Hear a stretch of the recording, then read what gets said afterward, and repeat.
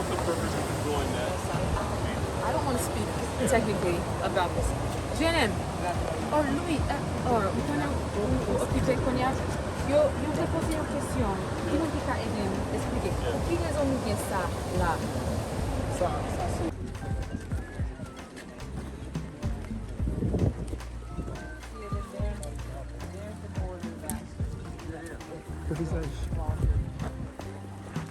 Here it is, and it just keeps flowing and flowing. It's beautiful, right?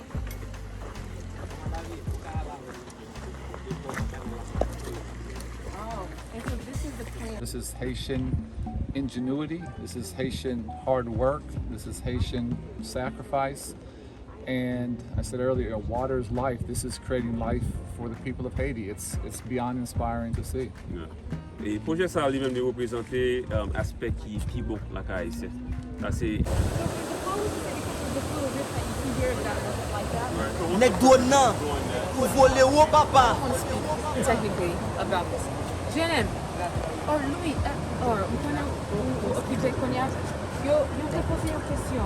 Qui nous dit qu'à expliquer? Pour qui raison nous vient ça là? Ça c'est.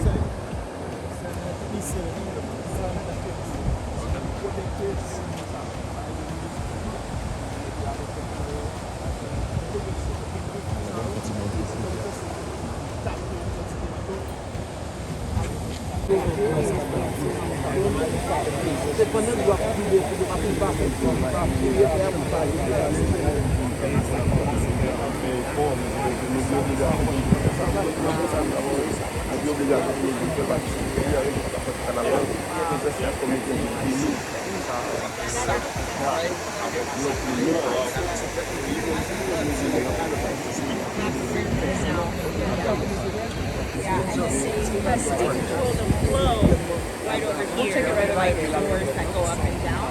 They're able to come to it off right here.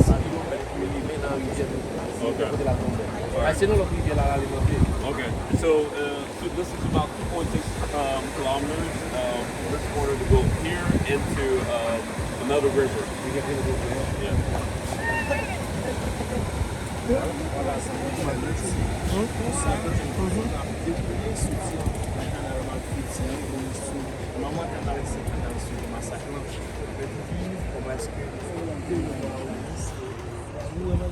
Présence de Dr. Béatrice là pour diriger. Interesting where they control the water.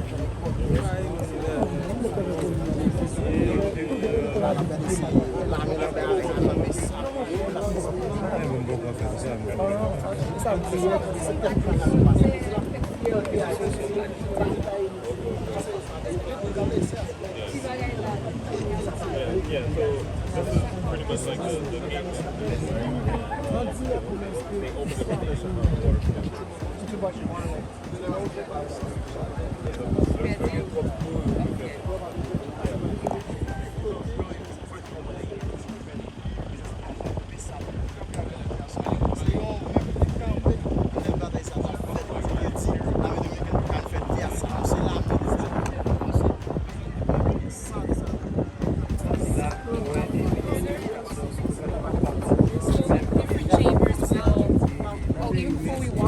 You'll see they take rocks. It says KPK. KANAL.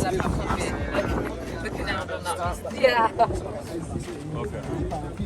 Be careful. Yeah, that's what I'm saying. Are they thinking about like having some guardrails, especially kids, so they don't fall into it? They probably should. Hey. Kid for me. That's, you can see what I'm saying. We're not 100% finished. Like these finished structures still need to be done.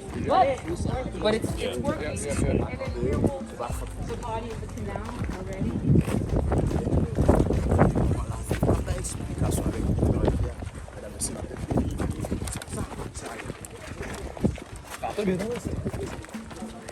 So then here's the water, and it's pretty tall. Like, so even the water that's here, it's pretty tall up there.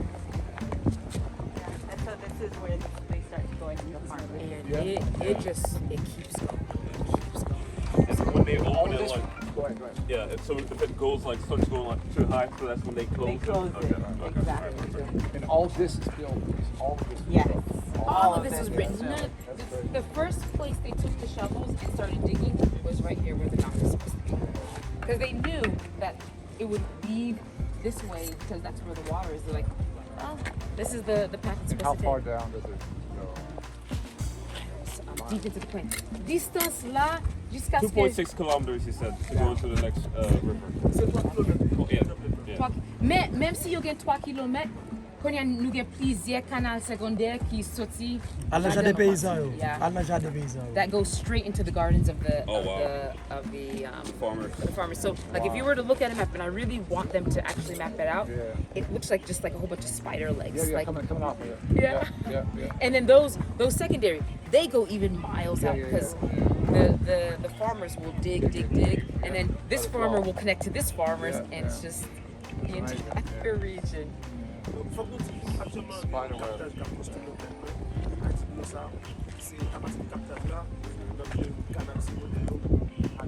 E wol kaptaj seconde e kaptaj la tou se pou le période sécheresse. Yes. Ka gen l'eau pou kontinue alimenter jardin paysan. Yeah, so this is important also for for them to be able to have water to stock for dry seasons. Yeah. And they're wanting to build like reservoirs so that during Et financement canal ça c'est PAM qui contribue avec comité KPK et puis alimenter et travail. So it says like the World Food Program actually financially contributed to this.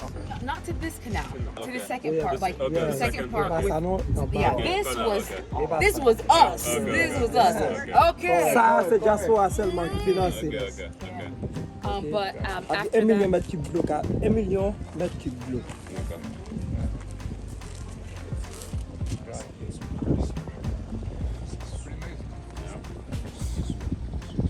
Yeah. JODIA et notamment devant la presse, à qui sentiment, comment les ouais et travail ça, tout agriculteur te prend initiative, puis te mené gros combat ça qui c'est gourmet puis au jeune de l'eau pour alimenter, user et jardin. Yeah. Now that you visited the canal, so what's your view of this groundbreaking project that was undertaken to allow the people to have access to water to the farm? It's extraordinary. It's extraordinary, and it moves me. Son bail extraordinaire, il est vraiment et bah un pile émotion là carrément. JODIA comme humain en même temps et comme étranger tout, pas de nationalité. Nous connaissons pas auparavant gouvernement et tête collée avec police traditionnelle qui boycotté production nationale là, qui met ça la voie pour haïtien. As a human being, even though you're not Haitian, but you've come here and you see the importance of the work. In the past, you've had people within the government. They tried to boycott this project because of pressure from the DR, especially. And now that you've come here and you've seen what's being achieved, what message would you like to send out? This is Haiti at its best. This is Haitian ingenuity. This is Haitian hard work. This is Haitian sacrifice. And I said earlier, water is life. This is creating life for the people of Haiti. It's beyond inspiring to see. Et projet ça lui-même il représenter aspect qui est plus bon la haïtien. Ça c'est ingénuité haïtienne, ça c'est innovation des peuples haïtiens et solidarité peuple haïtien qui permettent que le projet ça lui-même les réaliser. Donc pour moi son bail qui est vraiment extraordinaire. And back home, you get so much bad information and misinformation about Haiti. This is the real Haiti. Yeah. And it's important for people back home in the States to understand what's possible here. Dans le pays aux États-Unis et très souvent et la plupart du temps l'entend des nouvelles de Haïti, c'est mauvais bail que il y a seulement sur Haïti. Et mais pour moi ça c'est vrai Haïti. Donc il est important pour moi ça qu'a fait là et puis pour me permettre monde aux États-Unis pour même connaître que c'est ça qui est vrai Haïti. This puts the lie into all of those myths and all of those stereotypes. This defies all of that.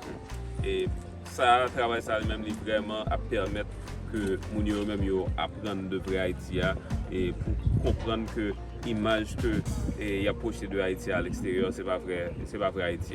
I hope more people back home can see what's possible and know what's happening with the second canal and hopefully support it and accelerate that work, get it done faster. Ouais, nous souhaitons que ça permette et moun et aux États-Unis yo même yo et ouais bel travail ça qu'a fait là et surtout que et ça qu'a mobilisé yo pour supporter deuxième canal là et qu'a construire et pour qu'a permettre que projet ça lui-même de réaliser tout. When one nation's dependent on another, that's not healthy for either nation.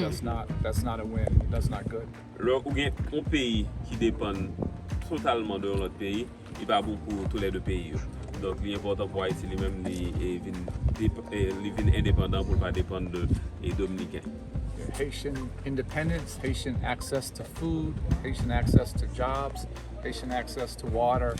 That strengthens Haiti and it's better for the DR as well. Le Haïtien même gain accès à de l'eau, il gain accès à manger, il ka nourrir tête yo, il pas dépendant de ces domaines, et puis bon pour ni pour Haïti ni pour ces domaines. Yes. The fact that this was done so fast with all volunteers, it's amazing to me. It's extraordinary to see. Pour moi c'est vraiment extraordinaire que tout travail ça lui-même il fait aussi rapide et non et délai de temps qui était extrêmement court. Et que c'est des bénévoles, des volontaires qui font, que c'est pas payé pour faire, et que vous mettez ensemble pour faire travail ça, pour moi c'est vraiment extraordinaire. For me, this is an amazing start, but it's just a start. This is a start of something that could be way as big as this is, as important as this is, as life-giving as this is. The next step, the next level could be way bigger than this. Yes. Pour moi c'est un bel commencement, mais c'est seulement au commencement. Yes. Et il y a plus bas qui a fait toujours. Et pour produire plus pour pays. Et donc moi je suis vraiment content pour voir le ça va le faire après et parce que là ça c'est seulement commencement. JODIA, nous capable dire que Canal a commencé à rappeler les résultats. Il est en goûter et par rapport avec production KPK qui est déjà super cher. I'll let you translate that one. Yeah, so they've done a lot of production already because of the tremendous work since the beginning until the end, protecting this work. What are your thoughts? What are your feelings, sentiments towards that? These are patriots. These are real Haitians. I said earlier, they are helping to build a nation. Moun sa yo, c'est vrai patriote, c'est haïtien conséquent, c'est moun qui construit yon pays. And it shouldn't be this hard. Il pas ta doué difficile comme ça. They shouldn't have to do this. The fact that they do it, the fact they volunteer, the fact they're willing to risk their lives, give their lives to see Haiti be stronger and better and self-sufficient. Those are true patriots. Il pas ta doué comme ça, yo pas ta doué risquer la vie yo comme ça pour yo construire yon simple canal comme ça, mais quand même parce que yo fait ça, ça montre qui est yo, ça montre que yo c'est haïtien conséquent, haïtien vrai haïtien. When the history of this transformation is written, that's a really important chapter. Là yo écrit l'histoire du canal là dans histoire pays d'Haïti. Yo ap gen yon chapitre. Et puis chapitre ça ap vraiment important dans l'histoire pays d'Haïti. Not being intimidated, not backing down, being willing to protect the people doing the real work here. That's true public service. That's what public service is about. Yo c'est servant public parce que yo pas te paye, yo pas te fait bac, yo pas te fait lâche les l'armée République Dominicaine vini avec zam sou yo pas te paye. Ça c'est un vrai servant public.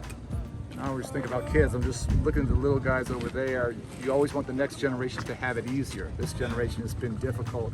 I hope those little guys grow up and have much easier lives, much better lives because of the sacrifice of everyone who worked on this and because of their sacrifice. Il dit c'est un ancien ministre éducation, ça veut dire il toujours penser de Timoun. Regardez tout Timoun ça yo. Il souhaite que la vie yo a plus facile passer la vie nous-mêmes parce que nous-mêmes nous travaillons pour ça. Bessa yo travaille pour ça. Média tout le monde travaille pour ça. Nous souhaitons que dans l'avenir yo gagnons la vie qui plus facile, qui plus doux à travers de sacrifices nous-mêmes. Alors, en tant qu'Américain, homme politique en plus, alors, surtout dans un pays, une action qui est vraiment stricte sur ça, qui est pour avec l'intérêt pays. Donc, nous venons là, autant d'explications par rapport au comportement dominicain. Ça joue. Okay, you come from a nation that is really has comment capable to say like you come from a nation that is really big on protecting its its people and its interests. So protecting its interest. Yeah. There we go. On protecting its interest. So when you hear about what happened with the Dominican Republic, like what does that mean to you? What do you understand from that? I guess I think about it a little bit. I think about it a little bit differently. I think there's a common human interest, and that Haiti is one of our closest neighbors. It's one of our most important neighbors, and it's in all of our interests. The United States' interest. It's in the DR's interest. It's absolutely in Haiti's interest for Haiti to be strong and independent and self-sufficient. So this is good. This is good for everyone. There are no losers here. They're all winners here. You take this or am I taking it? Oh, okay. Il dit, pour lui-même, il dit, il croit Canal ça, la bénéficier, c'est pas seulement haïtien. La bénéficier République Dominicaine, la bénéficier États-Unis. Il dit, ça, nous gagnons intérêt commun avec Canal ça. Ça, c'est un bagage pour l'humanité. Ça veut dire, pour lui-même, il pas ta doué un bagage n'a goumé, n'a lutter. Mais ça t'a doué yon bagay nous supporter, nous tous supporter parce que la bénéficiaire ni haïtien, ni dominicain, ni américain. Nous pas goûter pour lui parce que yo prend 11 prises, nous prend 5 prises. Majorité de l'eau qui renforce le Canada c'est sur le territoire pas nous. So he says for us we're not like fighting. It's not a fight because I said that it's common interest there. It doesn't need to be like butting heads. So he's like we're not butting heads with anybody because the reality is he said they have 11 canals. This is our only one. So for us, it's not a matter of what. So he's basically pointing out it's Dominicans that have a problem with us. We don't have a problem. Like we understand this is for humanity. This is for us. They're the ones that have the problem. Amen. Okay. I agree. Amen. Li d'accord. So if Haiti's poor, if Haiti's hungry, if Haiti doesn't have jobs, if Haiti's dependent, that's horrible for Haiti. That's also horrible for the DR, and it's bad for the United States. Si gen pauvreté, it's not good for anybody. Si gen pauvreté, moun pa gen l'argent, yo pa ka vivre. Ça c'est un bagay ka fait haïtien mal, mais tout la fait dominicain mal et puis tout, il pas bon pour États-Unis. Ça veut dire les Haïti levé, tout le monde a levé. Il faut dire ça. Nous va connaître son chance nous gagner et nous même qui camper là. Et en plus pour nous trouver nous devant un ancien homme politique américain, alors pour nous poser une question ça, ça joue je veux dire haïtien notre gros difficulté aux États-Unis, mais pendant ce temps tout les hommes qui ont des problèmes en Haïti sont Hey. Important. It's a big deal. I'm standing here in front of like. Ça me sorti dans côte Floride là, insécurité. Madame Laline They said the reality is 90+% of the guns that come from the United States come to Haiti. They come from the United States. So like, what do you understand about that? The fact that the violence is basically being imported to Haiti. Like, what are your thoughts? Well, I don't want to go on too long. I spent the last 8 years of my life working to reduce gun violence in my hometown of Chicago. Pendant 8 dernières années, on a fait gouvernment pour réduire et violence armée dans ville Pam et Chicago. It's the hardest work I've ever done. It's the most heartbreaking work I've ever done, but it's also the most inspiring and maybe the most meaningful. C'est un travail qui est plus difficile que j'ai fait. C'est un travail qui est plus qui est brisé et que j'ai fait à cause de toute douleur que toute victime souffre et de cette violence dans la ville de Chicago, mais en même temps tout c'est un travail qui inspire plus, qui donne plus courage. I first came here about 12 years ago to Haiti. Et ça fait environ 12 années depuis que je suis venu en Haïti pour la première fois en 2013. And that was one of the first things I heard was that there are no bullets made here in Haiti and there are no guns made here in Haiti, that they're all coming from the United States. Et ça c'était une première barrière que je dis, c'est que pas des armes qui fait en Haïti, pas des munitions qui fait en Haïti et que la majorité de la ça c'est des États-Unis qui sont sortis. I've also visited Barbados and met with the Prime Minister, and it was the same story. It was identical. Donc, je suis visité Barbados, je me rencontré ensemble avec le Premier ministre et c'était la même histoire que je l'ai raconté. So the fact that some of our closest neighbors, some of our most important partners, the fact that we are literally exporting death and exporting violence and creating havoc, I can't tell you how much that breaks my heart personally. Donc, le fait que quelques voisins qui sont proches des États-Unis, quelques partenaires qui sont proches de nous, et que c'est exporté, qu'on a exporté violence vers le pays, et ça a vraiment brisé comme les ballons le problème. I hate it. I apologize for what our country has done with guns for Haiti, but for so many other things that we have done where we are on the wrong side of history. And if I could do a tiny little bit to try and change that trajectory, I would love to try and do that. Donc, vraiment raillé que les États-Unis lui-même vraiment exporté toute violence en Haïti et dans l'autre pays. Ça a vraiment fait mal. Et même là, c'est un petit bagage que je fais moi-même pour porter un changement dans ce sens-là. Je vais essayer de faire à tout comme. Personally, I work with gangs and gang leaders back home in days from Port-au-Prince. If there's ever a time to try and work with gang leaders in Port-au-Prince and try and find some peace or find some reconciliation, me and lots of my team would love to try and help if that would be helpful. Et moi-même, j'aime te dire et le travail que je fais, c'est pour réduire les activités gang, violence gang dans la ville de Chicago. Donc, si jamais tu as une opportunité pour aider Haïti dans ce sens, surtout pour presque vraiment un gros problème avec gang, et je suis toujours disponible pour aider Haïti lui-même dans ce sens. My hope is that we import hope, we import jobs, we import creativity, we import entrepreneurial skills, we help on leadership, and we do that and stop importing guns and bullets. Donc, l'espoir, c'est que nous avons exporté l'espoir et nous avons exporté le travail, l'éducation, l'amour vers Haïti au lieu de destruction, au lieu de violence. Questions. Et Madame Laline, dernière question. Madame Laline, qui c'est une représentante démocrate, même genre avec M. Danton, qui est démocrate. Et je ne dis à nous connaissons fédérés dans Genève, qui viennent tourner, vivre ensemble. Qui message pour les peuples haïtiens parce que gang vivent ensemble nation, gang terroriste qui a terrorisé le pays alors que les États-Unis n'ont jamais décidé de déclarer comme terroriste, même je fait en Afghanistan pour toute nation qui a levé contre gang ça. So you have the Vive Ensemble gang coalition, and before you had the G9 gang coalition. They've become federated, and you had someone like Ms. Lalim, who is the head of the UN mission here in Haiti.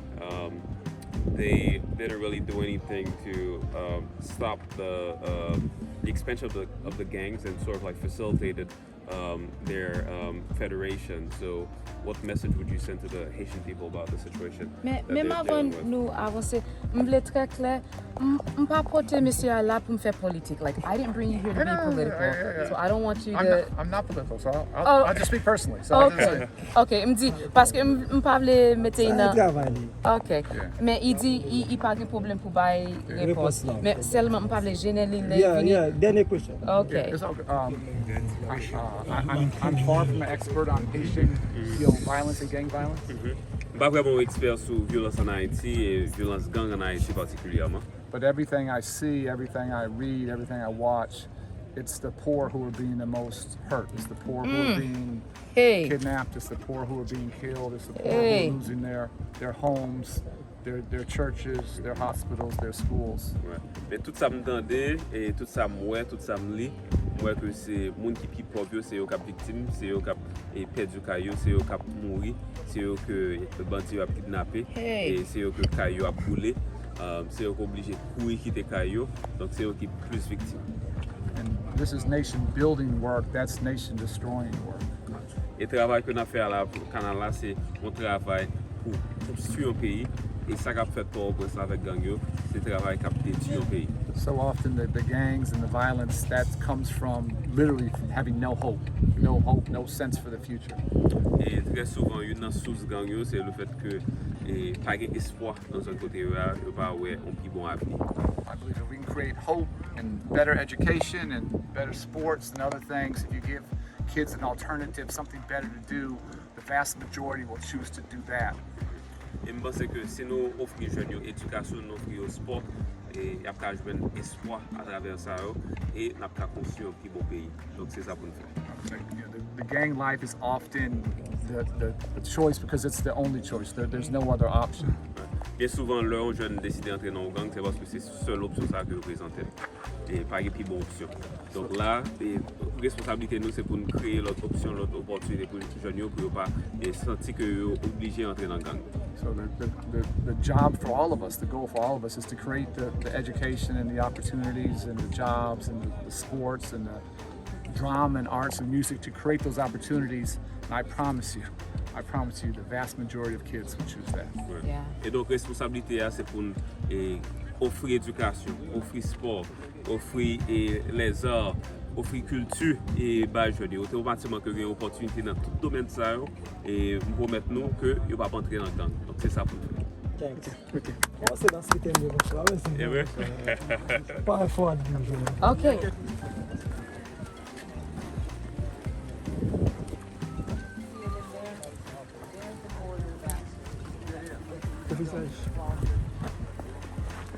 Here it is. And it just keeps flowing and flowing. It's beautiful, right?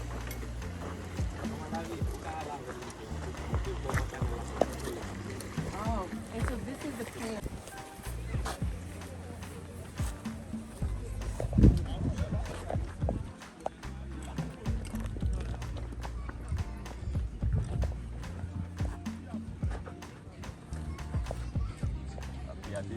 Ça c'est blanc d'abord.